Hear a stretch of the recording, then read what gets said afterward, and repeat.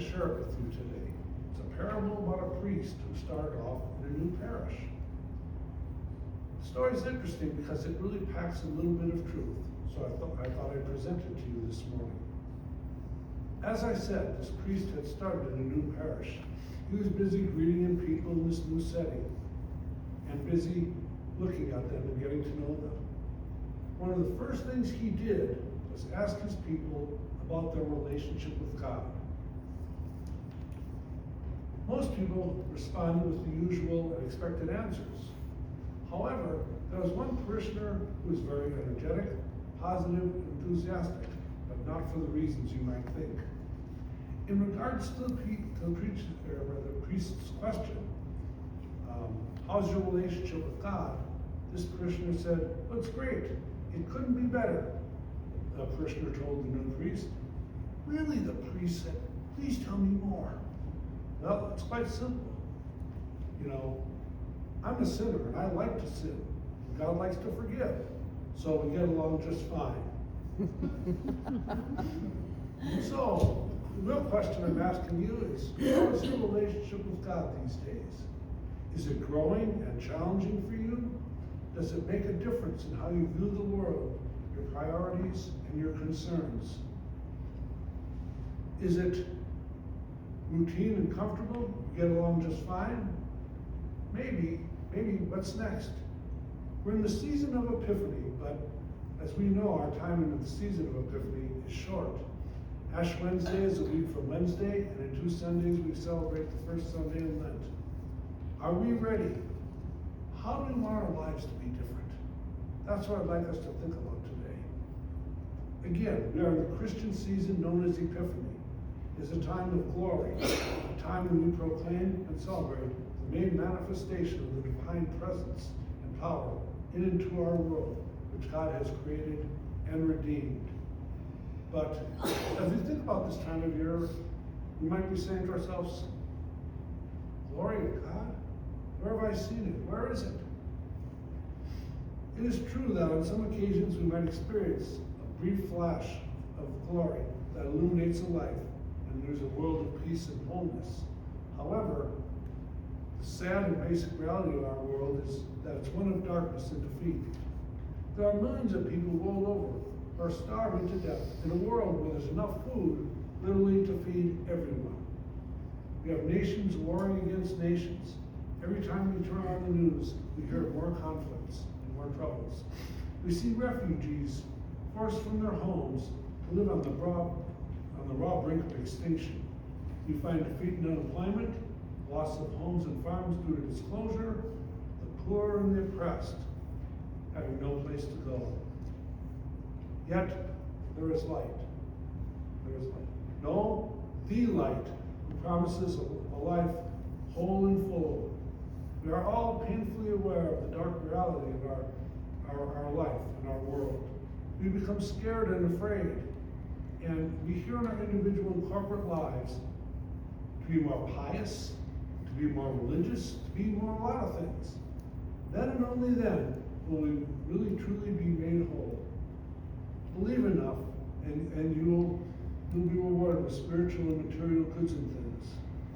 If we all do what's right and proper, we will all see God shine His glory upon us throughout our entire land and around the world.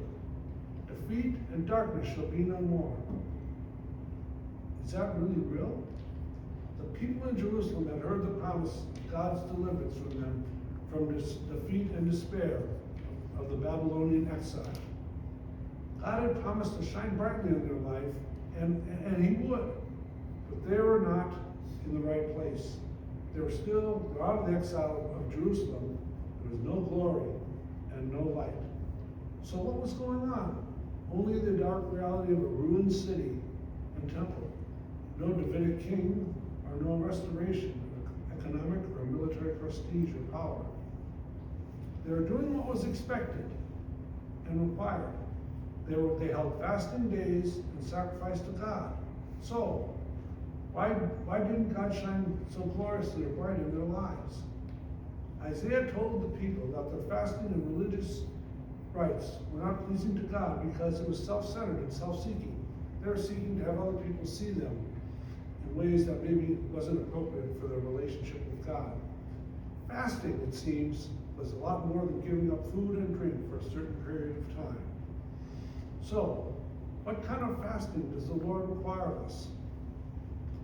In Isaiah 58, 6-7, it is explained this way: Is not this kind of fasting I have chosen, to loose the chains of injustice, and tie the cords of the yoke, to set the oppressed free, and to break every yoke?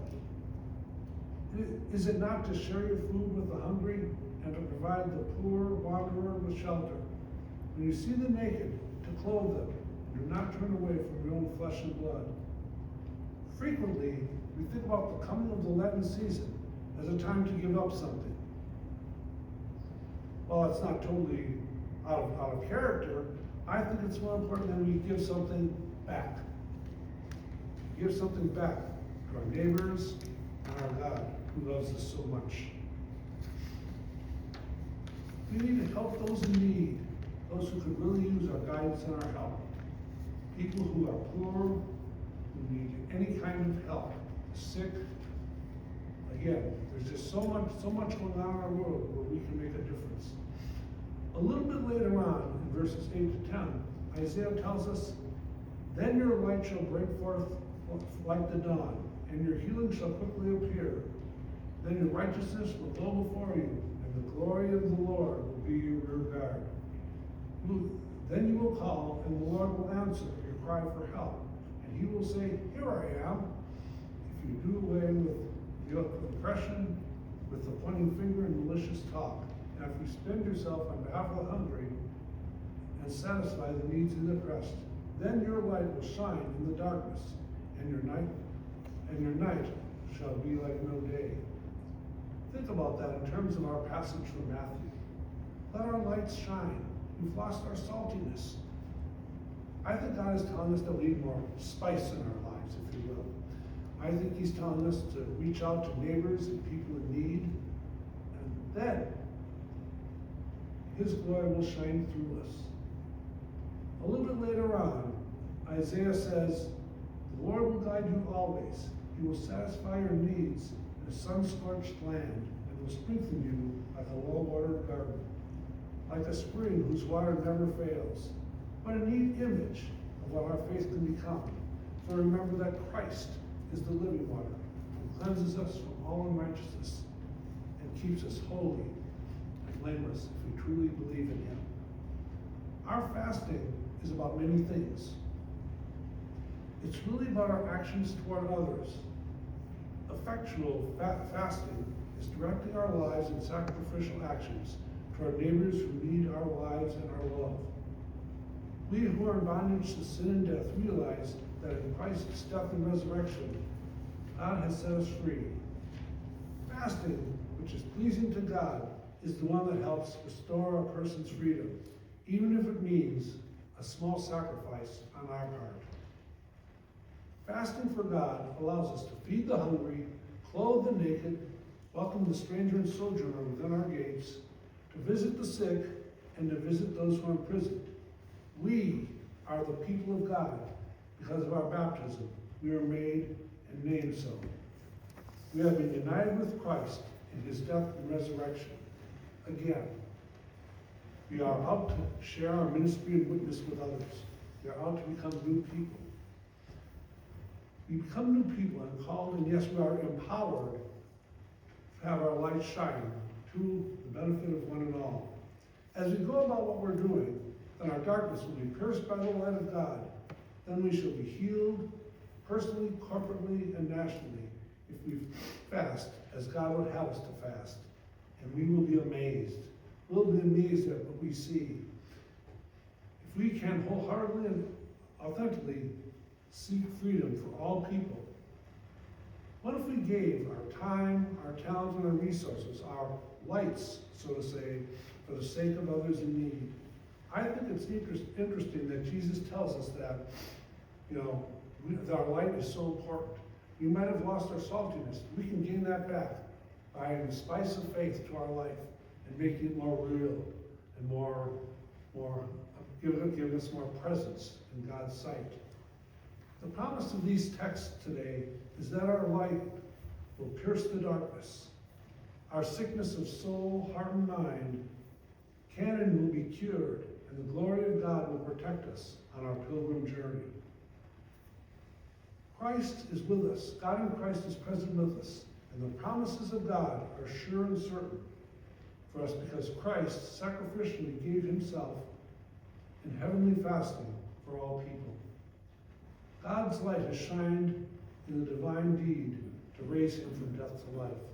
Let us again take the step to fast during not only this Epiphany and Lenten season, but throughout the year. Again, remembering to think about the poor, the oppressed, people who are in war-ravaged areas, the unemployed, the distant, the lonely. It's important for us to remember these people as we continue to minister in God's name. Amen. Amen.